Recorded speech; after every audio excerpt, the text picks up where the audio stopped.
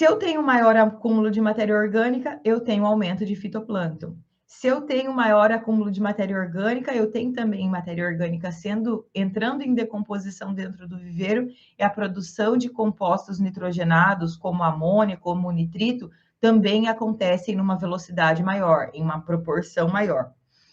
Com isso, eu tenho uma piora da qualidade de água, e se eu tenho piora da qualidade de água, isso impacta diretamente no estresse do peixe e na velocidade de crescimento do peixe e também na conversão alimentar do peixe, porque não é só alimento de qualidade, é ter um ambiente ali propício para que essa conversão alimentar e para que o crescimento do peixe esteja adequado. Então, esses são alguns dos fatores que vão trazer prejuízo ali para a sua piscicultura quando você usa um alimento na alimentação do peixe que não seja ração extrusada, tá? Na contrapartida, quando você usa a ração extrusada para fazer a alimentação do peixe, qual que é a vantagem que você tem disso? Então, a desvantagem é o custo dessa ração, ela é muito mais alta. Eu tenho aqui esse número. Ela pode ser aí, dependendo do tipo de alimento que você usar, até 85% mais cara do que um alimento alternativo, né? Do que um alimento isolado, do que né? 80, pode ser até 85% mais caro. Às vezes é mais do que isso, mas eu tenho aqui uns números de 85% que a gente fez um comparativo aí de cama de frango, né? Tem gente que usa o residual de granjas para fazer essa alimentação, tá? Mas poderia ser milho, poderia ser farelo, poderia ser qualquer outra coisa, tá? Então, você tem uma menor, como vantagem, como desvantagem, a ração extrusada comparada com alimentos alternativos, ela é muito mais cara, então chegando aí a 85% mais cara, só que você tem um crescimento do peixe mais acelerado, você tem uma conversão alimentar, ou seja, o peixe precisa consumir uma menor quantidade de ração para conseguir atingir o peso de abate, o peso que você sabe que vai abater esse peixe. Você vai ter menos poluentes de água, porque vai ser uma ração com digestibilidade alta, que vai ter bom aproveitamento por parte do organismo do peixe. Na consequência, ele vai excretar menos. Você consegue visualizar o consumo do peixe, sabendo se tem ou não sobra de ração, e aí você consegue também controlar essa matéria orgânica que né, se acumularia se você estivesse alimentando excessivamente o peixe. É mais fácil de você manter a qualidade de água justamente porque você consegue controlar sobras, né? Então, ó, sobrou um pouquinho, você pode tirar a sobra ou ainda reduzir a alimentação no próximo trato. Você vai ter um ciclo de produção mais curto.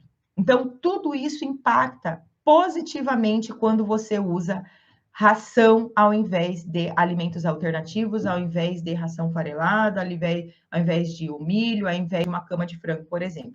Agora, eu tenho números para comprovar isso para vocês. A gente ontem, eu e a Adriana, que é a professora que também é mentora aqui dentro do Aqua Sucesso, né?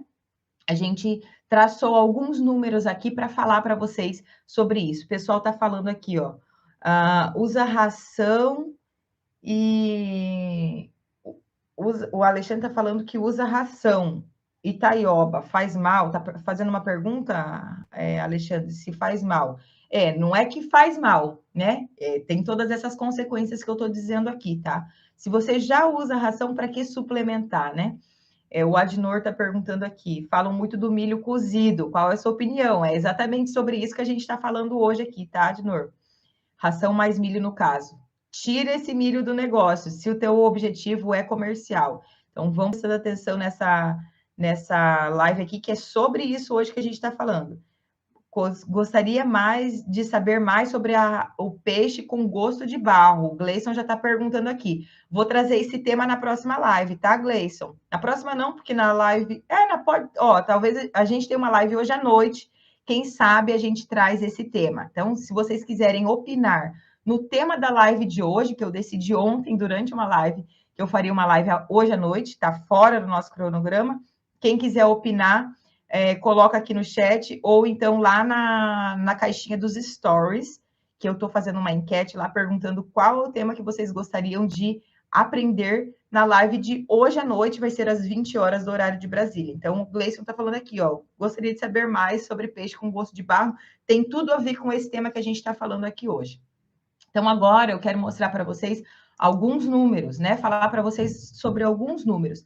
A gente fez um levantamento aqui de números comparando um peixe que foi alimentado com alimento alternativo, então resíduo. Então, tem pessoas que utilizam cama de frango para fazer a alimentação. O que é a cama de frango? Tem aquela cama que é utilizada para fazer a forragem de galpões de avicultura, né? Então, essa cama de frango que é utilizada para fazer galpões de avicultura, tem ali as fezes das aves, tem a excreta das aves, então tem ali uma quantidade de proteína, de energia, tem nutrientes ali, mas não é um alimento que foi balanceado para o máximo desempenho de crescimento do peixe. E aí, algumas pessoas acabam utilizando essa cama de frango colocando isso dentro do viveiro para ter essa produção de fitoplâncton e o peixe e ter o crescimento do peixe. Então, eu vou falar para vocês aqui, ó, de cama de frango, de ração farelada, então uma ração que você lá misturou, fez a mistura caseira, né? Então, pegou lá um calcário, pegou um sal mineral, pegou um farelo de soja, pegou um milho, né? Uma quirera, fez a mistura e está alimentando o peixe com essa ração farelada.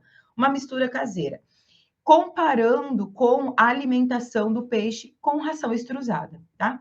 Então, como eu falei para vocês, uma cama de frango, ela custa 85% menos do que o preço do quilo da ração, tá? Então, a gente tem aí uma ração extrusada que custa em torno aí de R$ 3,60, foi a base de cálculo que a gente utilizou, R$ 3,60 no quilo, ou seja, uma cama de frango ela custaria 85% a menos.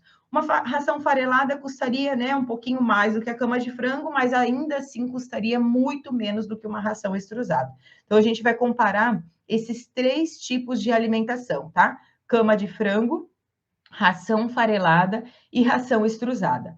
O que acontece? Quando eu alimento o peixe com cama de frango, a gente consegue produzir 1.800 quilos de peixe por hectare, por ciclo de produção, e esse ciclo aqui é 6 meses, porque eu estou fazendo o comparativo com tilápia, tá? Foi um estudo que a gente levantou a respeito da produção de tilápia.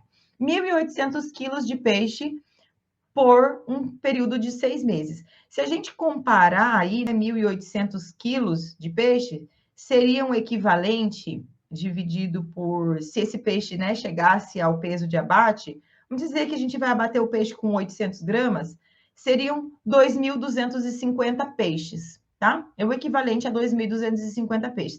A questão é que não é isso que acontece. A questão é que o tempo, né? Esse tempo de engorda faria com que o peixe ele crescesse lá. Vamos dizer, você está com 5.000 peixes dentro do viveiro, ele cresceria dentro de 6 meses até 300, 350 gramas, tá? Quanto maior a quantidade de peixes que você tiver, menor menor esse peso, tá? Quando a gente o alimenta com a ração farelada, a gente consegue ter aí 3.400 quilos de peixes por hectare por ciclo. Então, a gente consegue ter essa engorda aí de 3.400. Já é o dobro, né? Quase o dobro da produtividade de peixes que está sendo feito lá quando ele está sendo alimentado com cama de frango. Na contrapartida, eu tenho o peixe que foi alimentado com a ração extrusada, a gente tem uma produção de 6.800 quilos de peixes por hectare por ciclo, né? Comparado com 1.800 da cama de frango. Ou seja, é 278% maior a produção quando eu uso uma ração extrusada comparando com uma cama de frango.